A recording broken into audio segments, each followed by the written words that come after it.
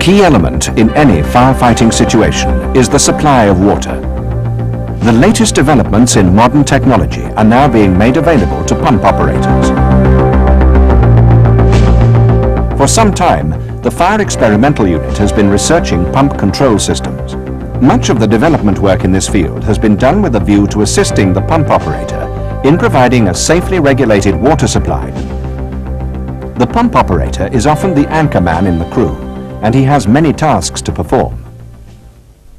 Physically operating the pump safely, providing and maintaining an adequate supply of water for firefighting jets, acting as BA controller, maintaining effective fire-ground communications, the safety of the branch men for whom he is responsible, and in quieter moments, be a general fill-in whenever required. As any firefighter will tell you, when the system is stretched to the limit, with several hoses being fed at a pressure of perhaps 6 bar, it only needs branchmen to shut off their supplies at the same time, or for a sudden increase in the incoming supply, to send a dangerous surge through the hose lines. This could be extremely hazardous to the man on the remaining branch. The difficult situation often arises when you least expect it, on your own, high up a ladder, or simply being caught off balance with the hose taking charge. In these critical situations, the branchman expects his pump operator to remain vigilant and able to respond very rapidly to the changing situations. This is not always physically possible, particularly at the early stages of an incident.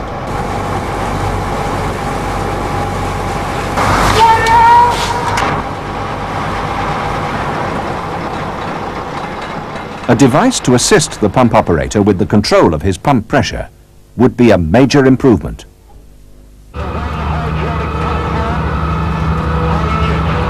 With any assisted control system, the response time should be fast and efficient in order to avoid this kind of problem. It must be stressed that a control system could never substitute for an experienced operator. It can only assist him in his duties.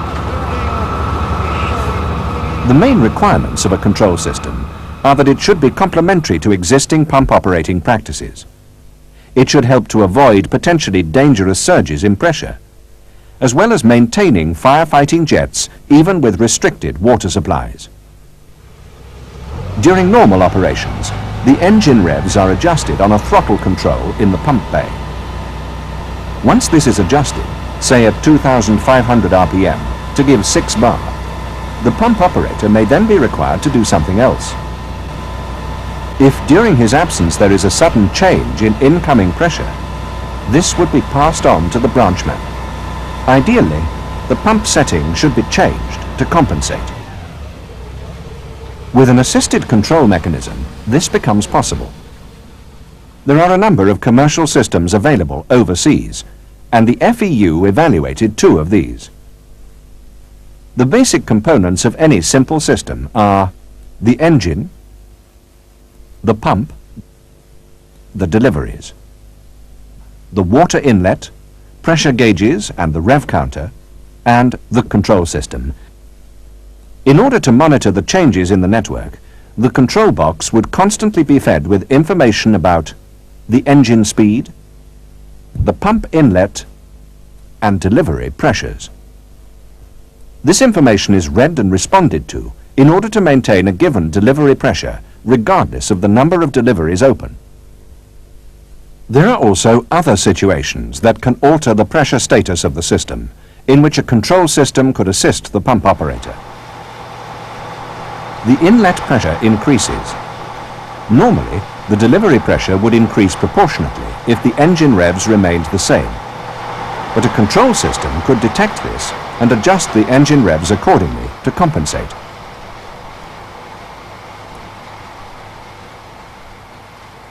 If the supply is overrun and inlet pressure drops dramatically, the operator would be unable to maintain the jets in use at the required pressure.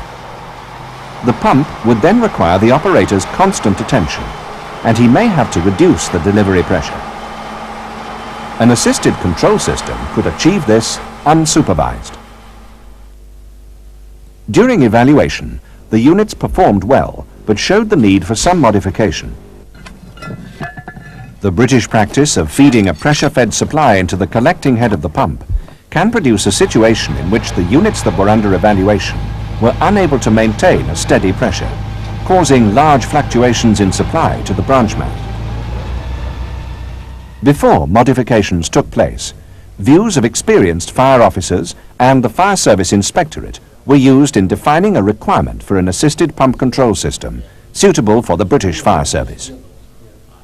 The new unit meeting the specification looks like this and incorporates warnings to alert the pump operator to the fact that the pump is reaching its limits or that the required delivery pressure cannot be achieved.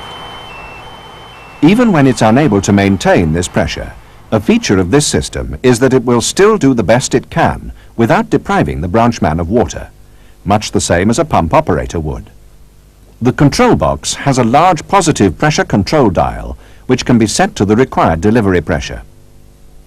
On the left-hand side of the panel are 6 indicator lights. Delivery pressure change.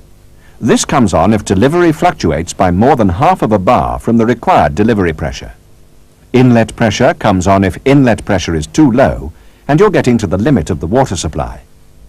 Rev counter safety check comes on if a preset maximum value is reached. Engine temperature comes on if upper limit is exceeded. Pump temperature comes on if upper limit is exceeded. Prime comes on if system is in the process of priming the pump. Below these indicator lights are 2 switches. The test switch runs a check on all warning functions. The silence switch enables the operator to acknowledge a status warning and to cut out the audible and remote warnings. On the right-hand side of the panel are 4 other switches. The mode switch changes between assisted and manual operation of the engine revs from the control box. The supply switch is set for the appropriate supply, pressurized or suction. The increase switch overrides the control system and increases the engine revs. The decrease switch decreases the engine revs and quickly takes the engine down to idle. Another feature of this system is the ability of the pump operator to quickly override it, returning to conventional operation. In tests, this unit has performed well. It has proved capable of responding quickly to the changing conditions encountered on the fireground. The experimental evaluation of this unit is now complete, and brigade trials will start under operational conditions in Tyne and Wear, London, and a busy retained station in Hampshire. It is hoped that these field trials will prove the real benefits of such a system and identify any necessary improvements.